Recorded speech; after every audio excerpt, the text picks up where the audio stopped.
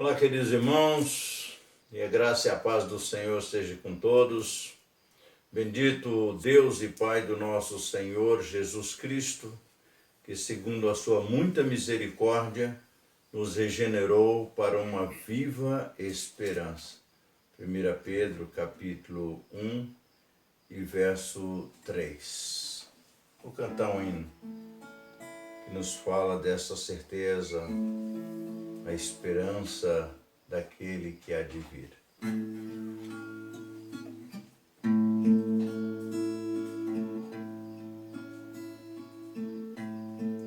Minha morada, Jesus assegura, paz e conforto na luta feroz.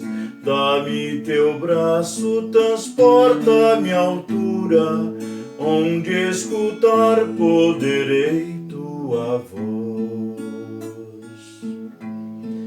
Vem dar-me paz, ó meu Jesus, dá-me teu braço, ó Cristo. Vou perecendo longe da cruz, e eu em clamar insisto.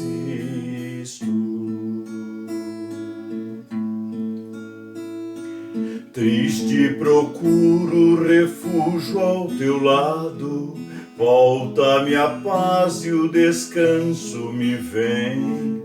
Quando na terra me achar desprezado, glória terei noutra pátria de além.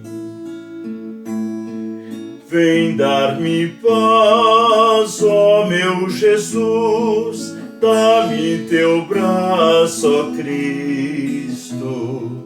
Vou perecendo longe da cruz, e eu em clamar insisto. Quando da morte cercar-me a tristeza, fim da jornada do mundo cruel, certo terei neste dia a certeza de me alegrar sobre imenso dorsal. Vem dar-me paz, ó meu Jesus, dá-me teu braço, ó Cristo. Vou perecendo longe da cruz, e eu em clamar insisto.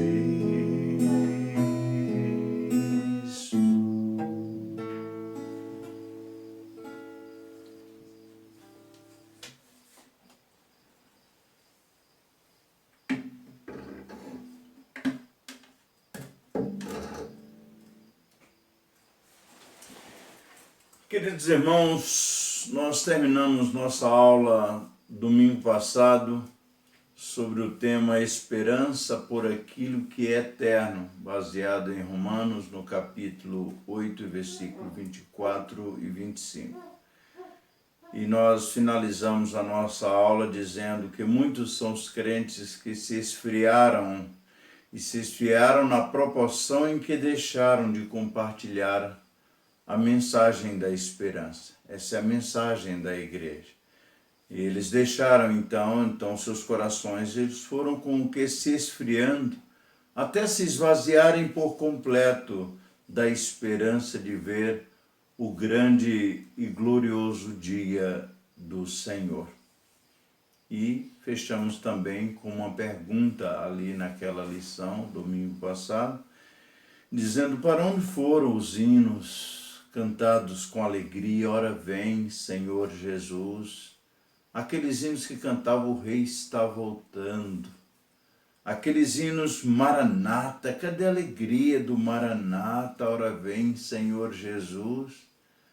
Todos esses hinos, toda essa alegria, a expectativa da volta do Senhor, cedeu lugar para a superficialidade dos discursos e músicas vazias de Deus, sem qualquer conteúdo que fale da santificação, do processo de conversão, do arrependimento do pecado, Então são discursos sem qualquer perspectiva futura também sobre aquele que ainda virá em nosso socorro.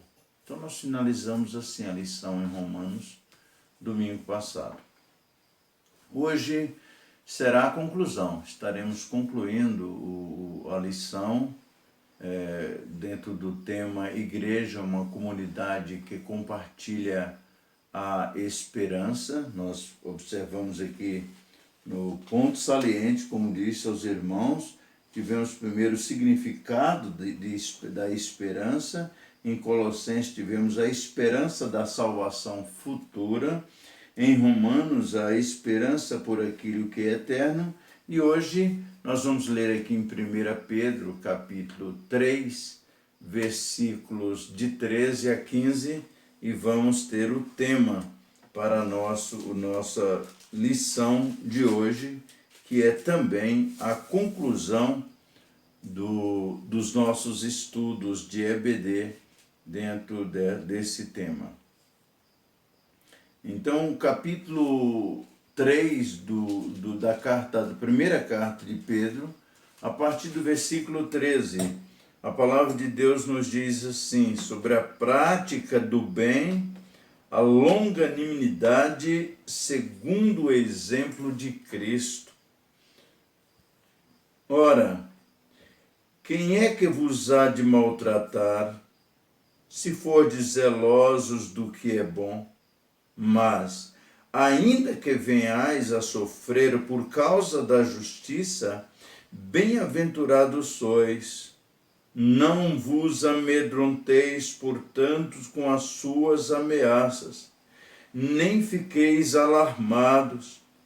Antes, santificai a Cristo como Senhor em vosso coração, estando sempre preparados para responder a todo aquele que vos pedir razão da esperança que há em vós. Estejam preparados para todo aquele que pedir razão da esperança que há em vós. Alguém que te pergunte qual a razão de você ter essa esperança sobre o que há de vir. Então, à luz desse texto, nós iremos trabalhar nesta noite a esperança como testemunho da fé.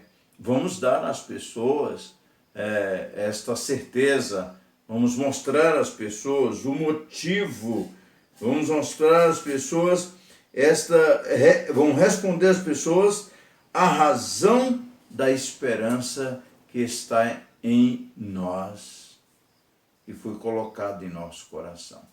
Nosso Deus, nosso bondoso Pai, nós agradecemos pela oportunidade de estarmos aqui para o estudo da Tua Santa Palavra. Que esta palavra esteja em nossos corações e que o Teu Santo Espírito, grande ensinador, nos esclareça em toda a verdade que o Senhor tem para nós. Sustenta-nos em tudo, abençoa a todos quanto vão participar desta aula. Nós oramos e nós agradecemos, em nome do Senhor Jesus. Amém. Então, a esperança como testemunho de fé. Queridos irmãos, a primeira carta de Pedro, ela é dedicada ao cuidado em que se deve ter com o testemunho pessoal. Esta palavra saiu também dos púlpitos há muito tempo, esta palavra saiu das reuniões dos salvos, testemunho pessoal.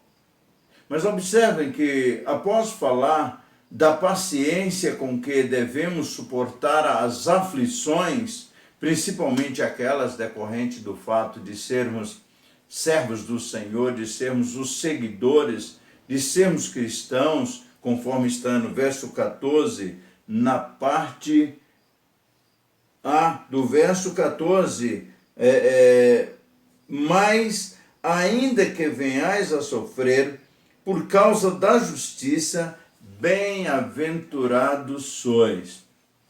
Então eu posso falar dessa paciência com que nós devemos suportar os dias difíceis, os dias das aflições, e principalmente se sofremos por causa do amor e da justiça de Cristo. Após isso, Pedro vai falar da esperança. Só que Pedro vai tratar a esperança numa perspectiva diferente. Ele vai tratar de esperança ensinando que a primeira condição para se testemunhar, ser um testemunho de fé, transmitir a esperança através de um testemunho ou como um testemunho de fé, é santificar a Cristo como Senhor. Cristo precisa ser o Senhor das nossas vidas. Cristo precisa ser o centro em nossas vidas. Então, Pedro ele já começa tratando aqui no capítulo, na sua primeira carta, no capítulo 3, de verso 1, ele vai falar de vida exemplar.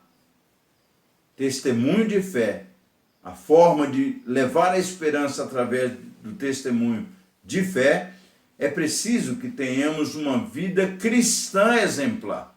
Então, no capítulo 3, verso 1, ele vai falar primeiro dos deveres dos casados. O que isso tem a ver? Tem. O nosso lar deve ser um testemunho de fé. A forma de lidar com essa questão de suportar as lutas no casamento ou simplesmente abrir mão dele para uma outra aventura, isso pode ser descartado quando nós partimos do princípio de que a permanência no casamento é também um testemunho de fé. As pessoas haverão de perguntar por que essa pessoa orou por mim, por que essa pessoa ora pelas famílias e ele também não conseguiu se sustentar na relação. Interessante isso. Ele vai dar um conselho para as mulheres aqui. Mulheres, sede vós igualmente submissas a vosso próprio marido, para que se ele ainda não obedece à palavra, seja ganho sem palavra alguma por meio do procedimento de sua esposa. Testemunho de fé, partindo do princípio dos deveres do homem e da mulher casados. O verso 7, ele vai dar instrução também ao marido. Maridos, vós igualmente viveis a vida comum do lar, com discernimento e tendo consideração para com a vossa mulher como parte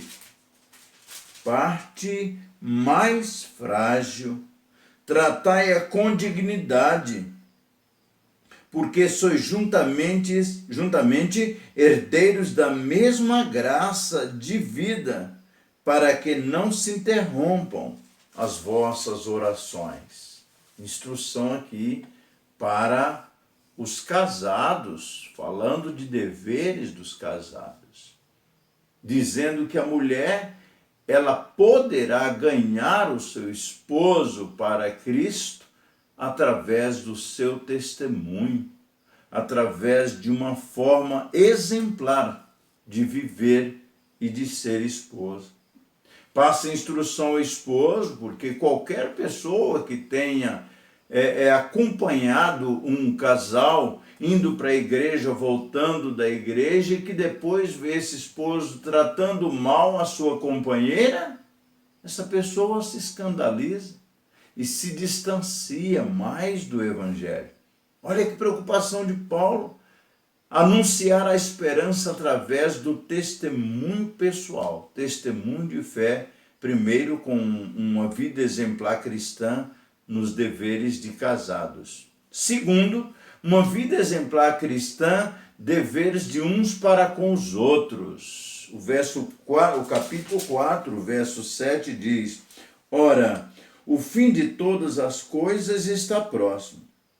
Sede, portanto, criteriosos e sóbrios, a bem das vossas orações. Sede criteriosos e sóbrios, a bem das vossas orações. Coisa interessante.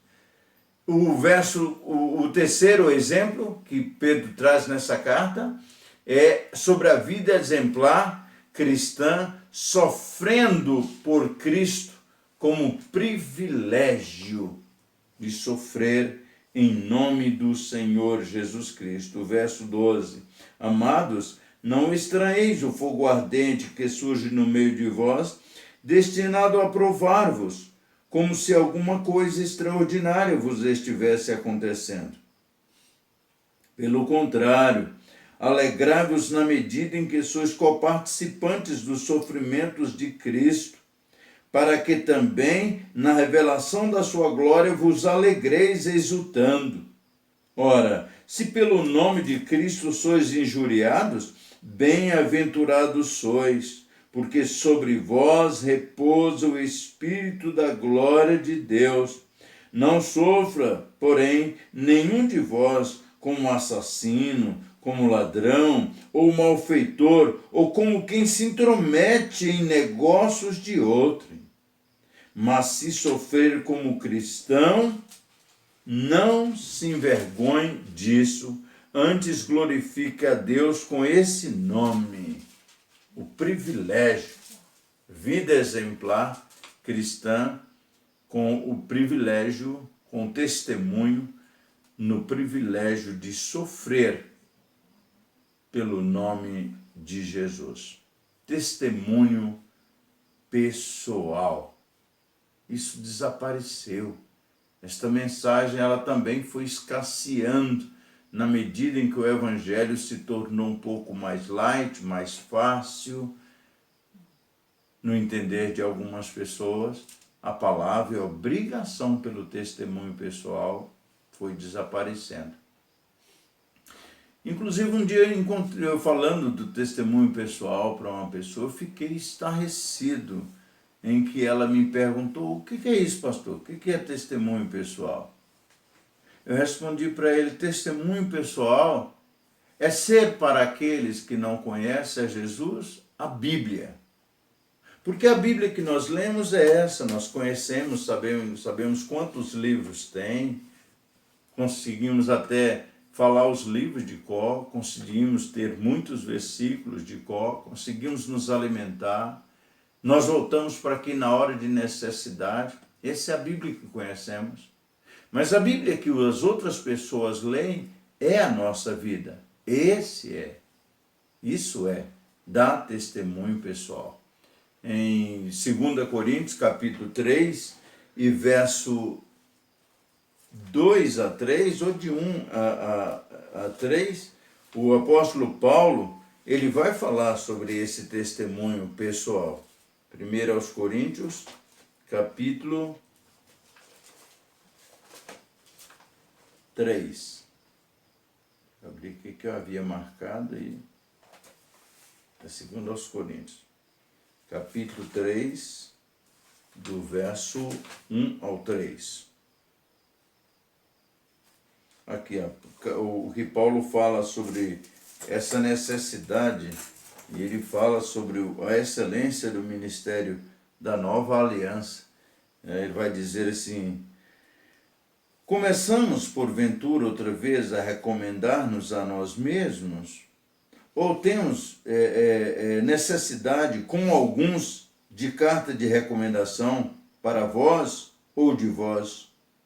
Vós sois a nossa carta, escrita em nosso coração, conhecida e lida por todos os homens, estando já manifesto como carta de Cristo, produzida pelo nosso ministério, escrita não com tintas, mas pelo Espírito do Deus vivente, não em tábuas de pedra, mas em tábuas de carne, isso é, nos corações.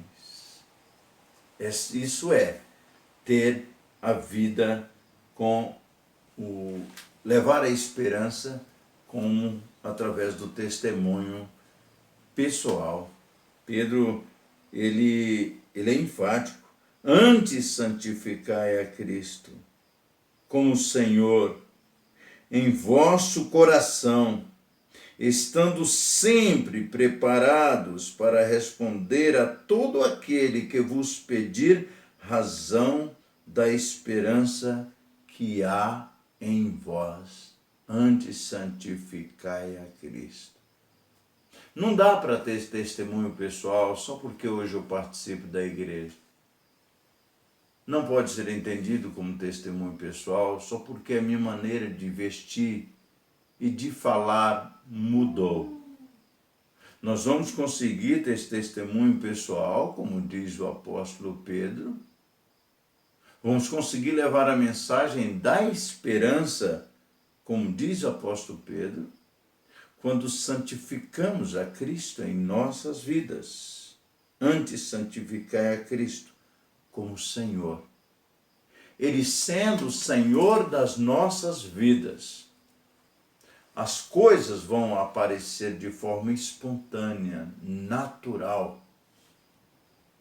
Então o que Pedro queria dizer é que uma conversa sobre Jesus não precisava necessariamente ser com palavras. O desejo impresso por ele é que pessoas que nos vejam, pessoas que nos presenciem, pessoas que nos vejam passando, eles passem a fazer perguntas sobre qualidade de vida, inspirados no nosso modo de viver.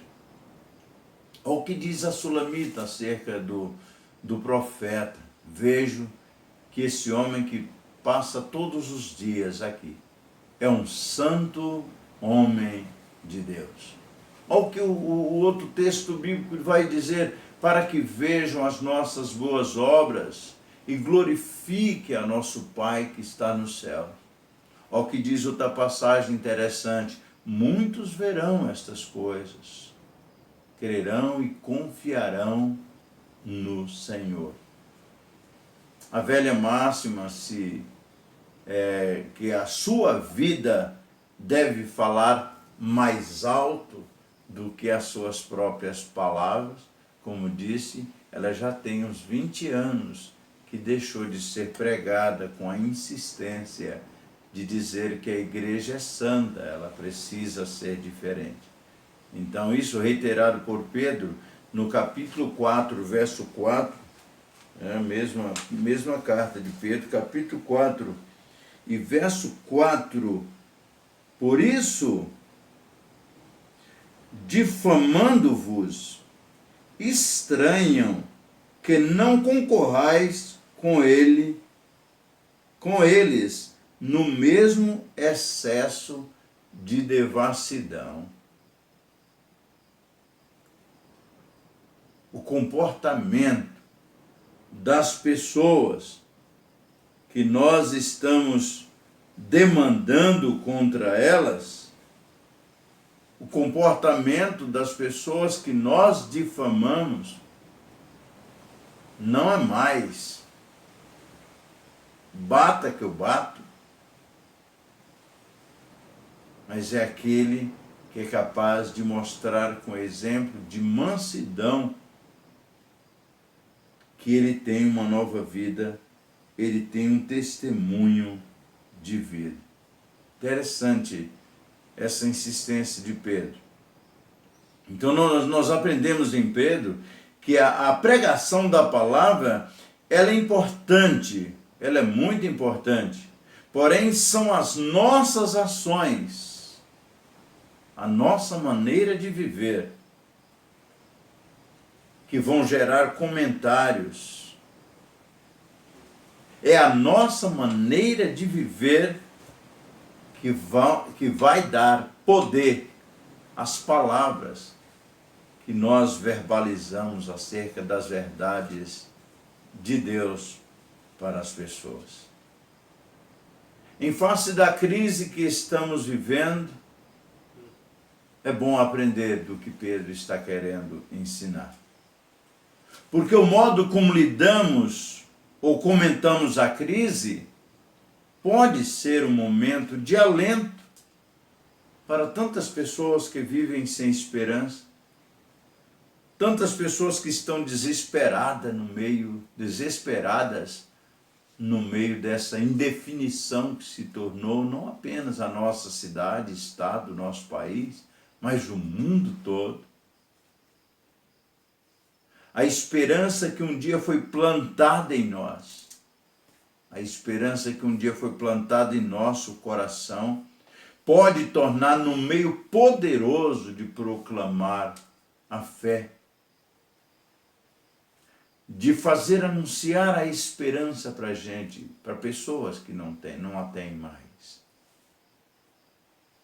Existem várias passagens na Bíblia Sagrada nos ensinando a confiar em Deus de todo o nosso coração, a confiar em Deus como a nossa verdadeira esperança. Iremos ler apenas duas, o Salmo 37, verso 3 a 7. A palavra de Deus nos diz assim, Salmo 37, do versículo 3 ao 7. Confiai no Senhor e faze o bem. Habita na terra e alimenta-te da verdade. Agrada-te do Senhor, e Ele satisfará os desejos do teu coração. Entrega o teu caminho ao Senhor, confia nele, e o mais Ele fará. Fará sobressair a tua justiça como a luz e o teu direito como o sol ao meio-dia. Descansa no Senhor e espera nele. Não te irrites por causa dos homens que prosperam em seu caminho, por causa do que leva a cabo os seus maus desígnios. Descansa no Senhor. Lá em Lamentações, capítulo 3 e verso 21 a 24, nós também temos uma palavra de conforto para os nossos corações. Quero trazer à memória o que me pode dar esperança. As misericórdias do Senhor são as causas de não termos sido consumidos, porque as suas misericórdias não têm fim. Renovam-se cada manhã, grande é a tua fidelidade. Grande é a tua fidelidade. O verso 23. Renovam-se cada manhã, grande é a tua fidelidade. E o verso 24 diz, a minha porção é o Senhor, diz a minha alma, portanto esperarei nele. Bom é o Senhor para os que esperam por ele, para a alma que o busca. Bom é o Senhor. Queridos, a vida cristã, ela vale a pena, mesmo em circunstâncias adversas, circunstâncias difíceis, como a que estamos vivendo. E não se trata de mera recitação religiosa, não se trata de estar se firmando ou afirmando uma religião, não. Nós estamos mostrando pelas páginas do livro sagrado, e a Bíblia foi escrita por causa de você, a Bíblia foi escrita por causa de mim, por isso ela atende às minhas necessidades. Então, quando eu leio a Bíblia, eu encontro motivo para viver, eu tenho esperança, mesmo em circunstâncias difíceis. E isso não é mera recitação religiosa. É um estilo de vida. Só que um estilo de vida voltado para Deus. Na vida com Deus, na entrega a Deus, que é a razão da nossa esperança. Você não acha que uma vida assim, ela consegue atrair mais pessoas para a igreja, mais pessoas para o Senhor Jesus? Queridos, quando nós confiamos toda a nossa existência a Deus, nós podemos andar com os olhos voltados para o futuro, por aquele que é de vir. Por isso, não apenas os olhos no futuro, mas os olhos firmados numa expectativa positiva. Isso quer dizer o quê? Aconteça o que acontecer, Ele sempre estará conosco para nos garantir a vitória por meio do Senhor Jesus Cristo. São muitos os versículos. Alguns que eu adotei como o meu divã nos momentos mais difíceis que passei. Isaías 41 e verso 11 e 13. Não tenhas medo, porque eu estou com você. Não fiques assombrado, porque eu sou o teu Deus. Verso 13. Eu te tomo pela tua mão direita e te digo, não tenhas medo. Eu já estive nesse divã, nos momentos difíceis da minha vida. Tive que recorrer à expressão de Jesus, capítulo 28 de Mateus, e verso 20. Eis que estou com você todos os dias, até a consumação do século. Pessoas chegaram a me inquirir por que eu falava isso com tanta propriedade. Por que eu estava dizendo que Deus falou comigo? Eram pessoas que não conheciam a Bíblia, não conheciam a palavra de Deus. Eu simplesmente respondi, porque a Bíblia foi escrita para falar comigo. É Deus falando comigo. E pode também falar com você. Então Pedro, ele pensa que a vida do cristão, ela deva ser assim. Um homem de esperança no viver diário, em todos os momentos e em qualquer circunstância.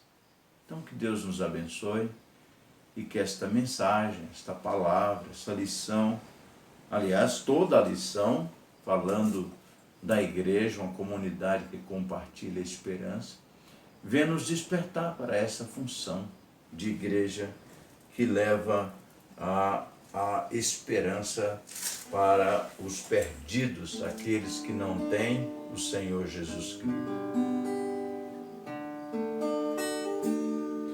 Leva tu contigo o nome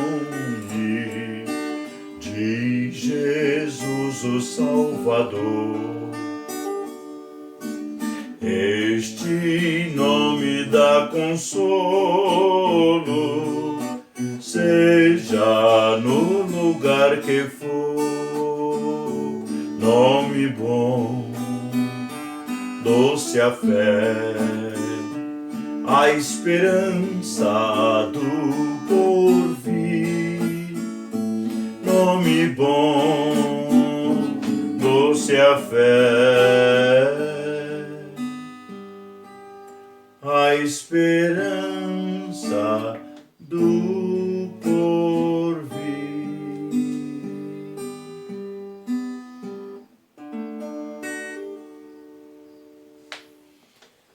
Eu peço à irmã Leide que nos faça a Deus uma oração agradecendo por essa lição que tivemos como conclusão desse nosso estudo. Deus abençoe a todos.